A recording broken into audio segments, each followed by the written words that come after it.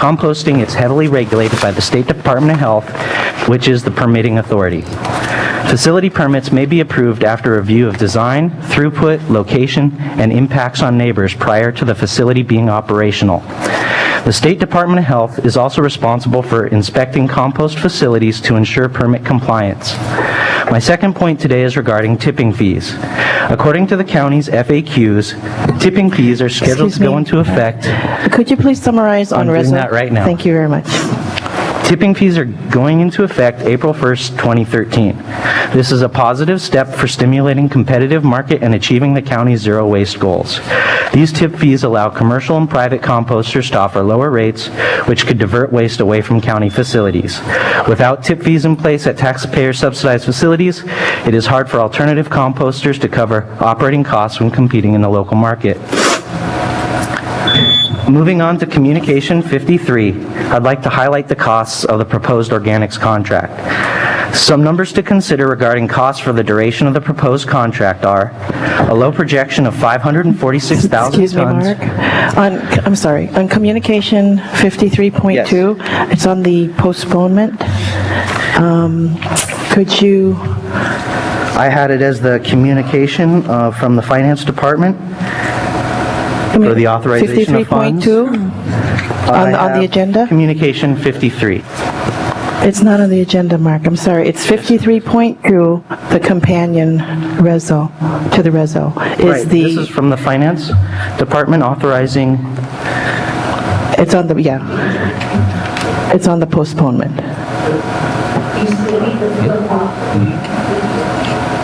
It's on the agenda.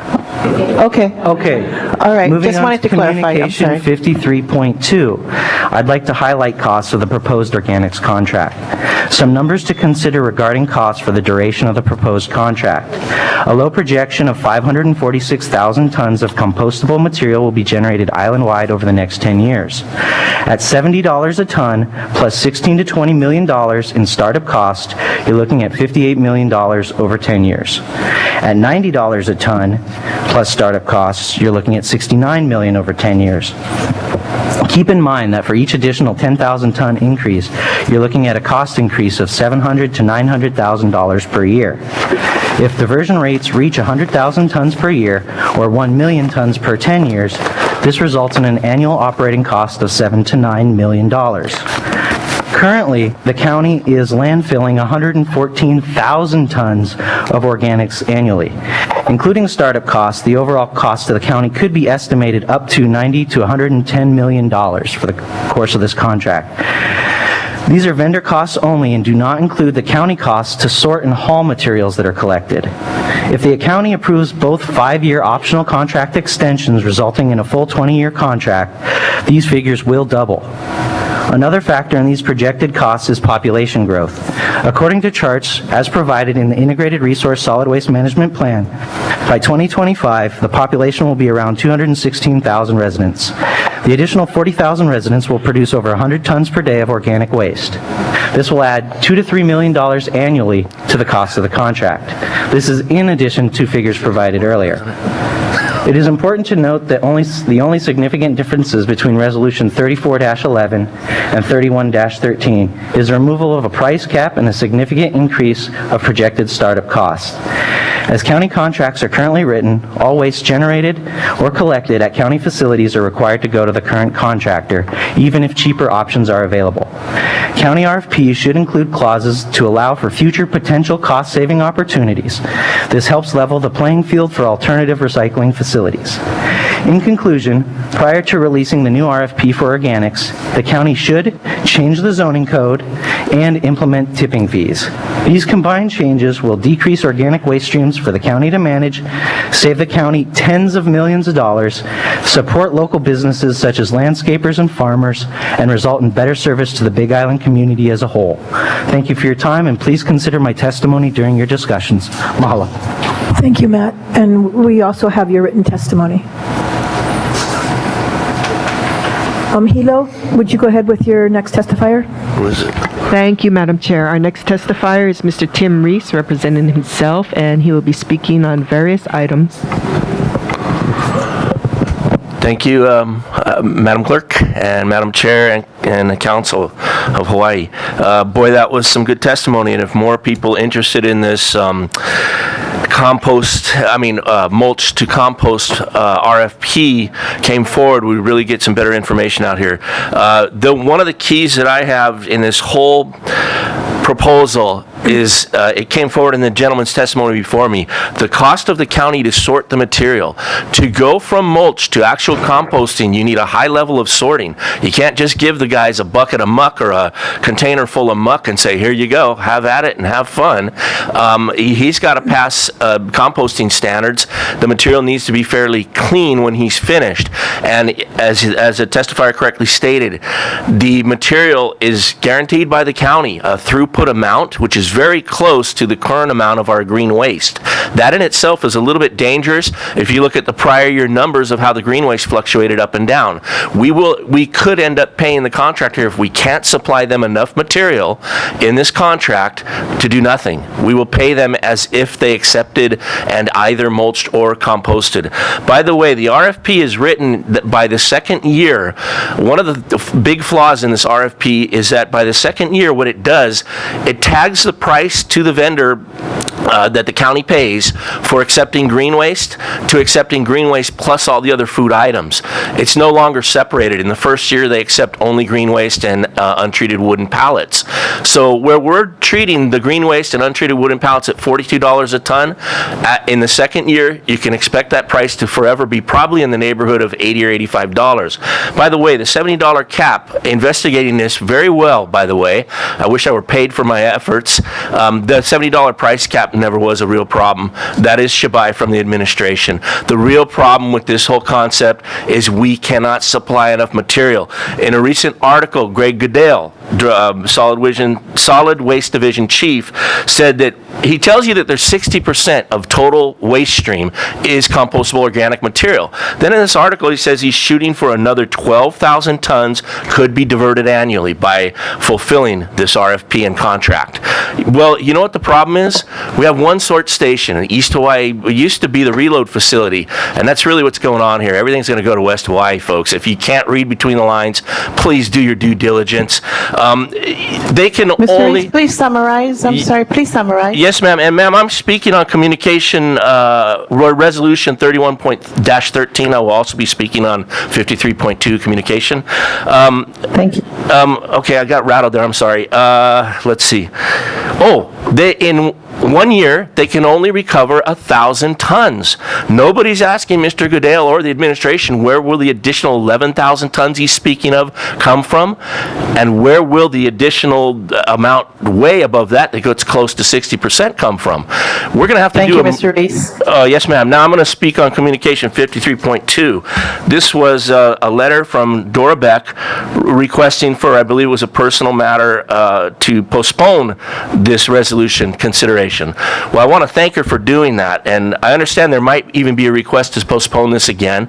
Again, the key to focus on is how will we fulfill this contract? And the only way I see that happening is we're going to ship all the material in the very near future to West Hawaii, because we're going to need to afford a MRF. And the only place that setting up a MRF facility will even work efficiently, if you want to call it that. A MRF is a very inefficient program. Really what you need is pre-sort. Mulching and composting operations in various municipalities, they work. You want to know why they work? Because they have pre-sort, radical pre-sort programs that are effective. They have community buy-in. For instance, the key to that is curbside recycling, where you've got recycling bins. So you put your kitchen scraps in a separate area. They never get mixed with anything else. That is how you gain your efficiencies. You do not get great efficiencies from a MRF, but in our county, with our situation in the transfer station system and what has been proposed to date by the administrations and the various directors of DEM, the only thing we can do to bail us out if you sign this contract is a MRF. And it's very inefficient. I urge this council to hold off on all this business. There is no rush. Let's get it right. You're talking by the department's own admission of up to 60% of our solid waste stream. That in any industry would be considered rich ore. That's gold, man. So you take it to one site, you process it with maximum efficiency. That will not happen with splitting two composting sites up between East Hawaii and West Hawaii.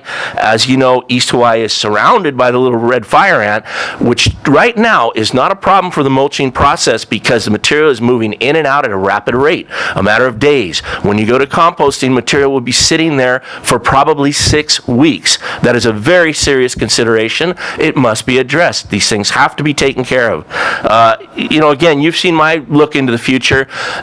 What really needs to happen is, Council, you need to ask the department, how will they supply this material to justify doubling the cost of processing mulch that we currently do? I am not against composting by any means, but the numbers have to add up. We have to do it right. Otherwise, you're going to get a $200 increase in homeowner property tax down the road. It is inevitable. Thank you very much. I'm going to move on to, let's see, Resolution 64. This is just kind of more of an informational item. This is the exemption of certain code requirements, and that language is what I find a little different. And pursuant to Section 201H38 and Section 4615, this is I guess it was an experimental and demonstration housing project as listed under HRS 4615. And what I wanted to point out to you is this. It seems almost as if we do this backwards, or I just plain can't read plain language in a law, because when I read 46-15, it says, except as hereinafter provided. So obviously there are some other provisions. The experimental and demonstration housing projects shall be exempt from all statutes, ordinances, charter provisions, and rules or regs of any governmental agency or public utility relating to planning, zoning, construction standards for subdivisions, development and improvement of land, and the construction and sale of homes thereon. It sounds to me like they're exempt from everything. This is what got everybody all, up in arms about the, I forget the acronym, the land grab by the state you recently sought to repeal. So it sounds to me like these items that come before you in the county housing agency, they already are exempt. They shall be exempt. And it seems like you should be doing it the other way, adding provisions back in. Whoever is the designated county safety officer on these programs, it sounds like they need to be adding back in what it is that the county will require. That was just a point of interest there. And moving on to Resolution 67-13. Well, we got serious problems we've had and have been a huge inconvenience to the public on this renewal driver licenses. So, normally I wouldn't support this increase in personnel, but to me, I think it is highly justified and very necessary, at least at this time. Maybe there's 2 new and permanent positions. Maybe they should be temporary until they come up with a better system. Resolution 8113. I'm actually against this bill here, Senate Bill number 472, urging the legislature to pass the legislation to decriminalize marijuana. I'm against it for different reasons, though. I'm in favor of the LEAP organization, and I believe marijuana and at least many drugs do need to be legalized to take the economic incentive out of it so you don't have so much violence and crime. But when this whole decriminalization program is a bit of a scam. It makes it easier for police and law enforcement to arrest and prosecute people. And when I say arrest, I don't necessarily mean physical arrest. I mean it's actually an arrest when you are stopped and cited and given a form. And when you're talking about $1,000 per for the lowly, quote, crime of under an ounce of marijuana, for people that don't have substance abuse problems that just actually like to smoke marijuana, and they don't. We cannot hear you right now. Oh, So we're gonna stop. I'm sorry. Oh, okay, now it's good. Okay, well, thank you. To summarize that, and thank you, Madam Chair, to summarize that, I'm against, quote, decriminalization. I see all decriminalization as something of a scam that actually makes it easier. It greases the wheels from the point of being stopped on the street, written a ticket, and it greases the wheels for the judiciary to just slam bam and give you a $1,000 fine, whether what you're doing was really unjust to the society or presented any real problem. There is quite a few people that do not have substance abuse problems that choose to smoke marijuana recreationally. And, I'm in favor of citing someone who's smoking near a school or some of the other examples that were brought up where it's just kind of in your face. I think that's just nonsense. But truth of the matter, watch out for the prosecution side of that. And moving on to Resolution 8213, I want to support that. I also, ma'am, I wanted to add in Resolution 80, support both of these about the genetic engineering labeling. I support that. I think it's really important for people to have the choice. And on Resolution 82, the BPA, I also think that's very good to get that out of any contact with children under 3 years of age. Try to wrap it up here as quick as I can. On Bill 38, Draft 2, I just hope that when you deliberate this bill, I know very little about this project at all. My concern with this bill is I'm very concerned with what it costs in all of our facilities where we go to change them from just a regular functioning gymnasium or a warehouse, or what else have you got here, a community center. What is the additional cost to convert that per body to emergency shelters? And so I'm hoping that there might be some discussion along those lines. We really need to figure that out, because we're at such a deficit of emergency shelter for our island that if a big storm does come, a very serious storm, we can be in real huge trouble. We can't house hardly anybody safely for even a 24, 48-hour period. However, there are so many ways that we can actually accomplish that, but we're not even started on the road to do that. So we need to get started on something. The information I see is vital is what is it, the per cost, per body to shelter people on different types of facilities. So this actual bill here could be very informational, and I hope that's being looked into and will be discussed. And I think it was the last things I have on here. In general, I wanted to say on the referrals for executive session, I wanted to thank Mr. Ishida, the chair and the county council itself, for definitely improving the information you are giving on referrals for executive session area of your amendments. I think you should be commended for this. You know, it's never too late. It looks to me like whatever happened, somebody seemed to agree or realize that it's quite easy to inform the public to a higher level without coming anywhere close to justifying privacy or liability issues. So I really do thank you for that, because I brought it up quite a bit in the past, and you know, whether I had anything to do with that change or not is irrelevant. It's a good change for the people. It's one of those things that might not be really realized by the general public for quite some time, but I certainly wish to give the thanks. It's obviously an extra effort on somebody's part. Thank you, whoever that was. Commend you for it. I also believe that with all the complaining that the council gets about sunshine law issues and that, and how difficult it is to live within those laws reasonably, I really hope the media would pick up on this and just say thanks, because they were once involved in this and they dropped it like a hot potato. So if they really wanted to print their articles back then complaining about this issue, now it's time for them also to pick it up and give recognition where it's due. On Com 211, I wanted to speak specifically on the aerial eradication. Will they be adding cats to the list? I don't dig aerial eradication. It is cruel. They've got buffoons doing a lot of this work. I know when they look in the mirror, they see Rambo, they think they're cool. They think they're really doing a great thing for the community, you know. Truth is, sloppy. It's cruel and, you know, inhumane, or it's not the way to treat animals. When you dispatch a life, you do it, you know, honorably if you can. You do it quickly at least, and it's not happening with that program. So I hope the county, I hope Mr. Ishida will strongly back the people of this county's wishes on this issue. And you can call me a hypocrite saying, are they going to add cats into it? But let's get real. If you're going to be shooting any animals up there, shoot the cats. They're the biggest part of killing the bird population off, at least in my opinion, and I'm no expert. But thank you very much. You have a tough day ahead of you. I wish you the best. Thank you, Mr. Reese. Is there another testifier, Hilo? Our next testifier is Mr. Dwight Vincente, representing the Hawaiian Kingdom. Good morning. My name is Dwight Vicente.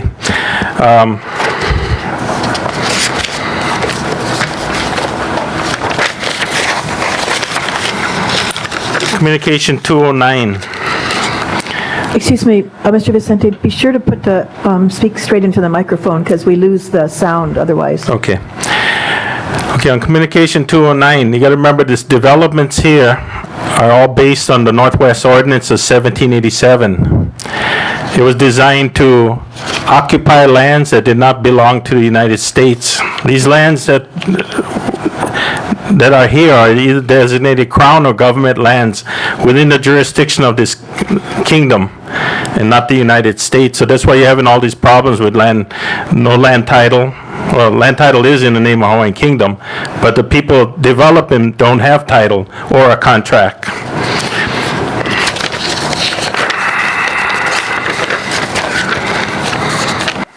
Thank you much, Mr. Vicente. I'd like to call the next two testifiers in Kona, John Gallagher and Jamal Wasson.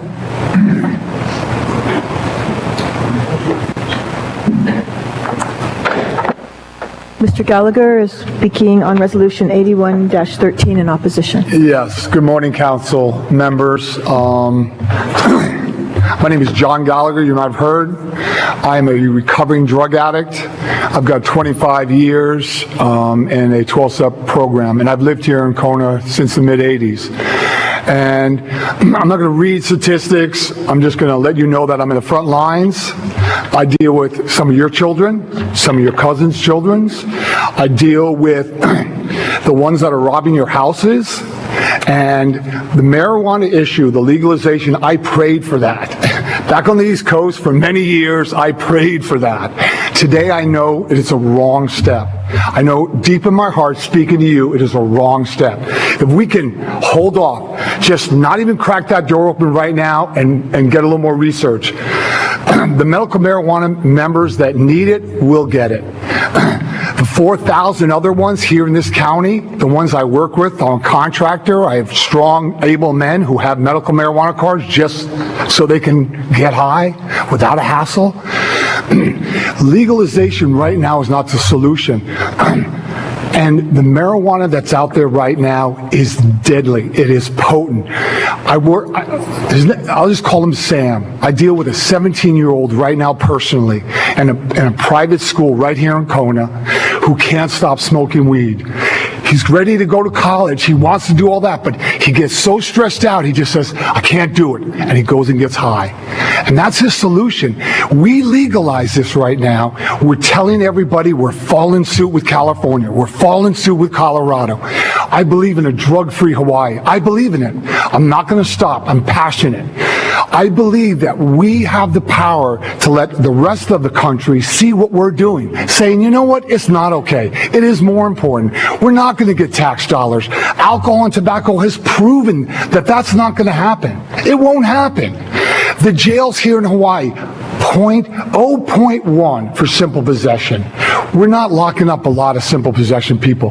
The ones in the backyard who just recreationally, I don't deal with them. They're fine. They work hard. They want to have a little of it. That's fine. I'm talking about what I learned and what I know without a doubt in this county right here, because I deal with them. I deal with the ones you see walking around town with dolls in their shirt. Mr. Gallagher, please I'll wrap summarize. it up. Thank you. I implore you just to wait, get a little more information, and maybe be the state, the county, leading in an opposite direction, saying, no, we're not going to open this door. We are not.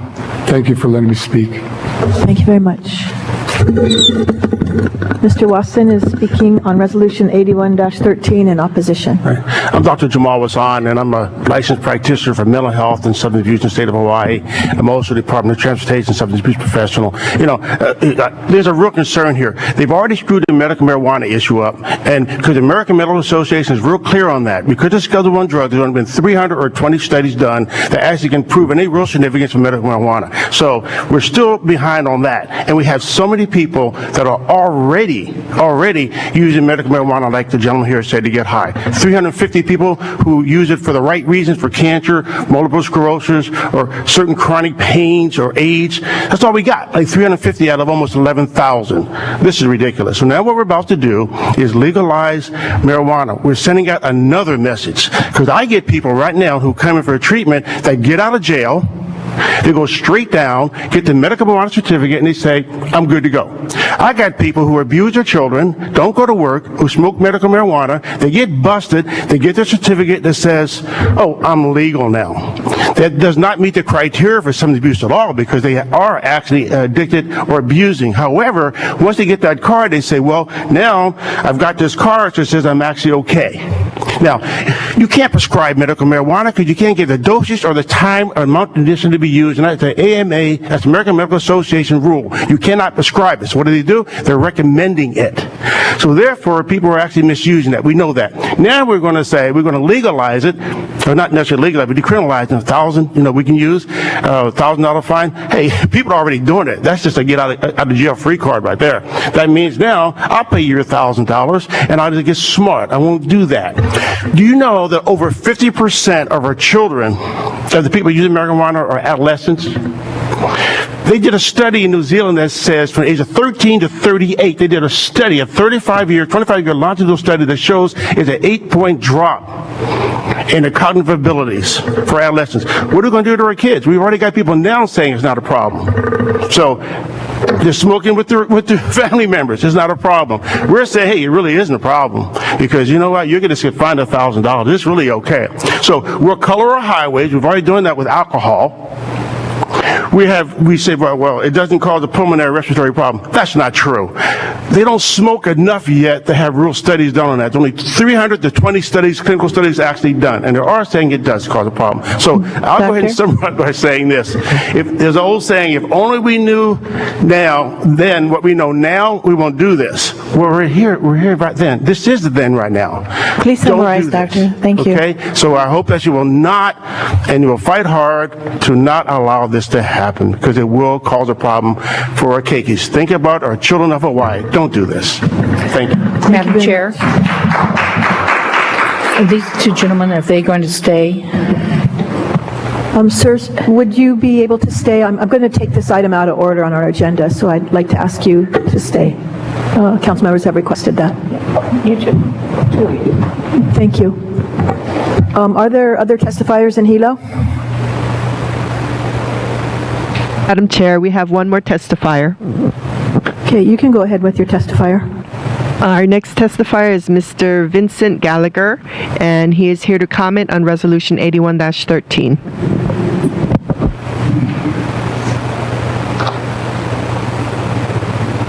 Go ahead. Well, we can't hear you if you are speaking. Good morning. Thank you. Thank you. It's kind of tough going up against those last two guys. Their science is a little wonky, I think, but that's just my opinion. What I'd like to say is decriminalization is a great step. It's in the right direction. However, the $1,000 fine, which I understand was changed from the bill's original standing of a $100 fine, is not really what I would consider a proper avenue to go with a civil crime. Making it a civil crime will save a lot of money from the state, from all the courts' offices, and it's not going to add more cannabis to the streets. There's already plenty of that. All it's going to do is save us a fortune. For most of us here in Hawaii, $1,000 is about, for the lucky ones, is what they make in a month. So if you impose a $1,000 fine, they're not going to have money left for rent or for food. To honestly make this a civil matter, lower the fine to its original $100. Thank you very much. Thank you. I'd like to call up our next testifiers in Kona, Mr. Kelly Greenwell and Viviana Anthony Cox. I'm sorry, Poho, I do see a person there. Is she, or do you have testifiers? In Pohoa? One, okay, we'll take, no, Mr. Greenwell, you can go ahead.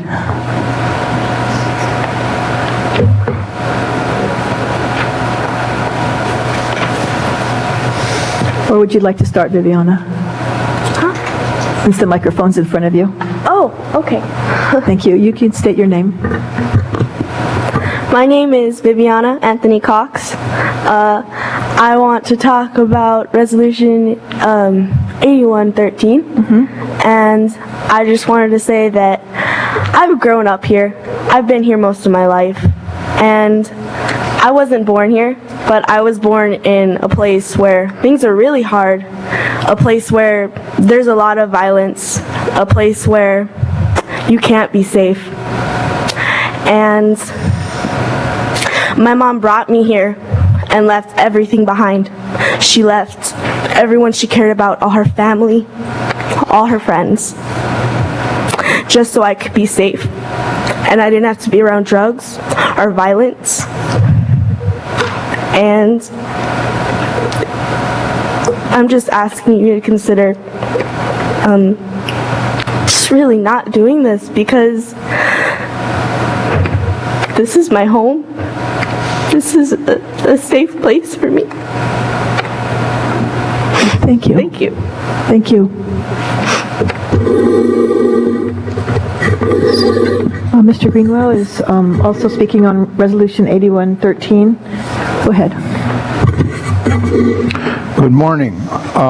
Nice to be back in the room with most of you, some of you. I'm taking a different position on this. As you know, when I was in the council, I put forth a similar bill for different reasons than are being discussed this morning. And consequently, I think what we really need here is not a system of advocacy, but a system of debate.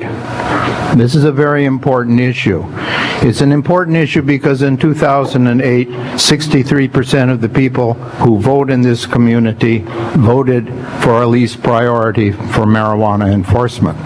And I think that that vote needs to be respected, and certainly it needs to be debated. I don't know that I agree with what the Senate is putting forth in Honolulu on this bill, but I do know that we need to discuss it because it is affecting our court system. We have one of our citizens in prison going on now into his 4th year with no bail and no trial date set. And that is as unconstitutional an event as I can imagine. And for our court system to be doing this to a person who really hasn't done anything other than sell marijuana in Hilo to people willing to buy it. I think we need to debate this issue, and I think we need to understand the ramifications and implications, and I think we need to compare what's going on, for instance, in the marijuana world as what's going on in the alcohol world and what's going on in the advertising drugs on our television set. When we have a drug out there who's saying to the buying public that there have been deaths recorded by people who have used this drug, and nobody seems to think that there's anything wrong with using syntax, or whatever the hell the name of that stuff is. This is a huge issue in the sense that it impacts the constitutional right of American citizens to do what they choose to do. And we are masking it in a, let's say, we're covering it by saying that it's good or bad. Mr. Greeno, that please really summarize. isn't the issue. Please summarize. And I could certainly Thank you. support this resolution if it involved debate rather than argument. Thank you. Thank you. I'd like to take the testifier in Pahoa at this time. Thank you, Madam Chair. We have Judith Moreau this morning testifying in support of Resolution 8113. Go ahead. Good morning. My name is Judith Mura, and I am a mother. I have lived in Puna for 27 years. I am neither a user or a grower of cannabis. I know people who use it, and I I don't know anyone who abuse it. I have a 19-year-old daughter. She's not a user, and she chooses not to use it. And so I am here because to this day, we have not proven marijuana to have any harmful side effects. Unlike cigarettes, alcohol, pharmaceutical pain, pills, sugar, and the well thought of GMO foods, all scientifically proven harmful to every one of us, yet all accepted as safe by the USDA. Marijuana has no known scientific side effects, save for the fact that our corporate-owned government deems it criminal. So I stand for saving ourselves, the taxpayers, millions of dollars by decriminalizing marijuana, and most of all, by lowering the fine back to the $100 instead of, come on, let's look out for people and drop the $1,000 fine that no one can afford. Let's be realistic here. And like I said, I'm not here as a user, but I am here just so that we do the right thing. If we're going to criminalize marijuana, let's criminalize alcohol, power drinks, and cigarettes that really, really need to be criminalized, and especially GMO foods. Thank you. Mahalo. Thank you. I'm just checking with the other sites. Are there any other testifiers?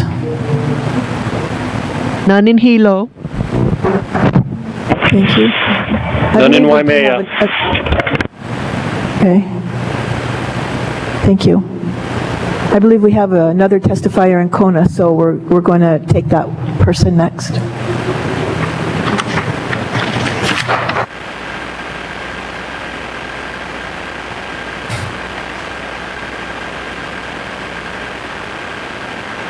Madam Chair, if somebody still wants to testify, they could come up and then fill out their paperwork afterwards. Yes, but they would have to do that very soon because... We're almost done. Yes. Right, I understand. So if anyone else wishes to testify, please sign in. Thank you. And at this time, I'll take Charles Flaherty, testifying on Communication 209. Thank you. Good morning, Madam Chair and members of the County Council. Good morning. Last night I emailed a copy of the Hokulea Settlement Agreement that was signed in 2006, March 14th, 2006. The county is also a party to that agreement, so I'd encourage y'all to read that and familiarize yourself, especially those parts that relate to the County of Hawaii. Now that the original developer, 1250 Oceanside Partners, has declared bankruptcy, it's created a very complex situation, as I'm sure you're aware of, and that's one of the reasons for the reason that Councilmember Horde has brought this forth. But I just would like to remind the mayor, his administration, Corporation Council, and the County Council that while you need to protect your interests related to the bankruptcy, it's very important that you also do not take any action that would undermine, harm, or violate the 2006 settlement agreement, which the county also signed.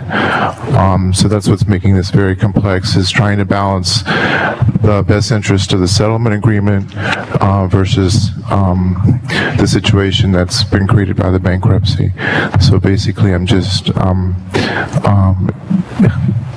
communicating that I hope that y'all will all be cooperating and working with us in getting the bankruptcy issue resolved, as well as getting the settlement agreement completed as well. Thank you very much. Okay, thank you. Excuse me, staff, do we have further testimony? Yes, we do.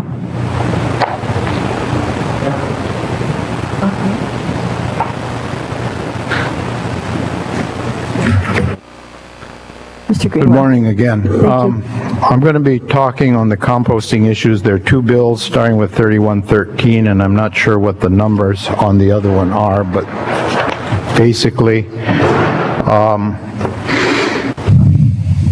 my concern here on the composting issue is that we haven't studied it properly. We've studied it for a long, long time. There's no question. I first got involved in the issue 35 years ago, and I would like to say to you that really we're coming closer and closer to what I think we need to do. We need to do what's done in many parts of the world and in some parts of the U.S., and that is consider that the solid waste issue is not a waste issue at all. It is how to handle a resource. That is not garbage out there that has no value. It's an extremely valuable item because we here, particularly in Kona, don't have naturally occurring topsoil in very many places, and we have a huge use and need for as we evolve into the visitor destination that we're trying to move towards, in having landscaping and in having proper soil so that we don't have to use so much water and so much pesticide. And it's been demonstrated over and over and over again for many, many, really thousands of years that you can compost virtually everything and anything if you do it properly. And there are methods and there is a process through which this can be done, and it should be done. Now, moving on to the other thing, I think that's just enough to be said. You've all heard me say quite a bit on this issue. But the other thing that needs to be understood is that there's an economy of scale here. And that is, we can't have multiple processing facilities on this island because we don't make enough garbage, solid waste, to warrant having two facilities. There just isn't enough of it. And so where would you build this facility if there was no political resistance? If we were to choose the best place, you put it in the sunniest place and in the place where the product that comes out of this process is most needed, used, and most valuable. And so let's stop bashing the mayor for talking about, maybe clandestinely, if you will, about trucking garbage from Hilo to Kona, because if we look at ourselves as a whole island, the realization comes forth that we need to bring it to Kona. And we need to process it properly here in Kona, and we need to use it here in Kona. And that is what makes the most economic sense. It makes the most sensible, is the most sensible solution, because you cannot compost properly in Hilo because it rains too much. Yes, it can be done, but the danger, the damage that you're going to do to your ecosystem over there is manifold compared to what would be here if we did it out on a flat lava. And let's not continue getting more and more studies done when we already know that that's where we're going to end up. And if it's too much political baggage to say that we're going to bring it to Kona, then that is really what we got elected to carry. That is the baggage we need to heft.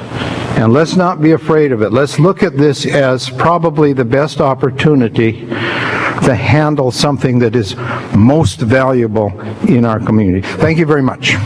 Thank you, Mr. Greenwell.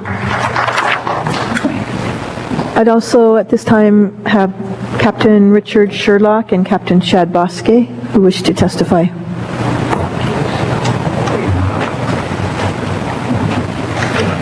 Regarding Resolution 81-13. Aloha, council members, and good morning. Good morning. My name is Captain Richard Sherlock. I'm the patrol captain for the District of Kona. This is Captain Chad Bosque, who's the Area 2 or west side of the island's Criminal Investigation Division. We're here to speak on behalf of the Hawaii Police Department on Resolution 8113. The Hawaii Police Department opposes Senate Bill 472 relating to marijuana, which makes carrying under an ounce of marijuana a $1,000 fine. And I do realize I have limited time, so I just want to go through some of the points. One of the things I always like to bring up is that whether you're pro-marijuana or anti-marijuana, we realize that everybody has good intentions. We all want to go to the same place, we just have different routes. We've heard much testimony this morning.